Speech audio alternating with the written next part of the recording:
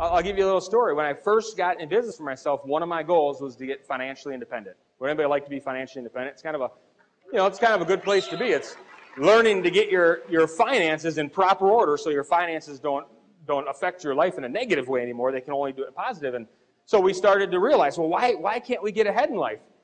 Well, we started to realize if we do, we never really went through PDCA with our finances. I don't know if anybody can relate to me, but it was just we got a paycheck, we paid our bills, and we spent the rest. And we used credit cards for the difference. And so, for instance, the scoreboard of your finances might be you put together a budget.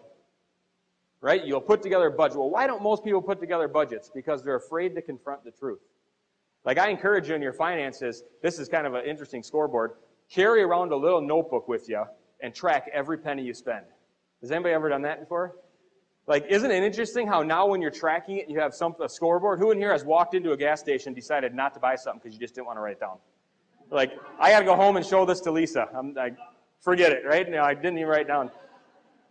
And I didn't want a scoreboard because I literally, at work, I spent $9 to $12 a day in the vending machine. That's what I uncovered with that scoreboard. I was a Mountain Dew addict, right? Constantly, and I'm spending all this money, but until I actually wrote it down and had a scoreboard, it seemed like $1 here, $1 there. $12 a day adds up over a month, doesn't it? It ended up being a couple $100 a month just on Mountain Dew and Snickers bars. And I thought, that's a significant amount of money when you're going over the course, but I never took time to check that step. So it's so important that you do that, and you be honest with yourself in these categories, and it's not easy. In Oren's book, he has this story. It's called The Emperor's New Clothes. Has anybody ever heard that story? I think I heard it as a young kid. Is it taught in school? Okay, that's where I heard it, I think, the first time. And I was going to share a little bit and use it as an example because I think it's pretty powerful if somebody hasn't heard it. Here's this emperor, and he's very full of himself, and he really likes himself, and he likes to show off his wealth and his success and his prestige. And so one of the ways he does that is he wears a new outfit every hour. Outfit's the wrong word, is that? That's what girls call it, isn't it? I have 3 daughters, no boys, so if I speak like a girl, I apologize. It's because I'm surrounded by all day long. So we call them outfits at our place. What do guys call it? Clothes. Okay. Looking for the high-tech term. All right, so clothes. So this guy would take his clothes, and every hour he would change what he was wearing so he could show off his fancy clothes. And it was known for that. So these 2 shysters come along, and they think, I got a plan. We're going to trick the king. We're going to sell him these super expensive clothes, and we'll keep the money and keep all the materials for ourselves. And so what they did is they told the king that if they were going to make him clothes that only the elite people could see, only intelligent people could see, like incompetent people won't even be able to see the clothes, and that'll prove their incompetence, right? So the king hires these guys. That'd be amazing. I've never seen anything like it. So he gives them a bunch of money. They order all the materials. They set up, what do you make clothes with? Loom? Is that the proper word? What do you make outfits with? A loom? So they set up a loom, and they're back, and they're working away at these empty looms, nothing on them.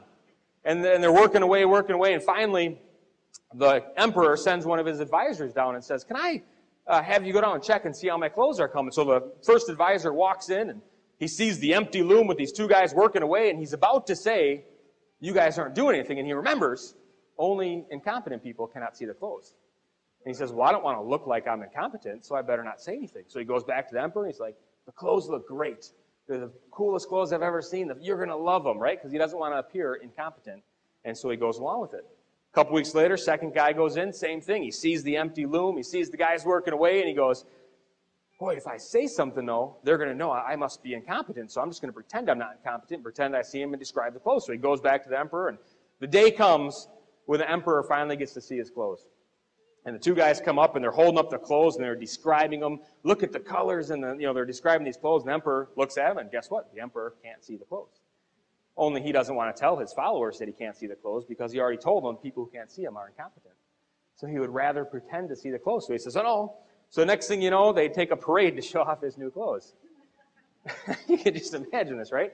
So he's out in this parade showing off his new clothes, which only intelligent people could see, but really they're invisible because they don't exist. And yet everybody followed along because they didn't want to look incompetent in the emperor's eyes. And I thought about that, and I thought, in what area of your life are you walking around naked? Right?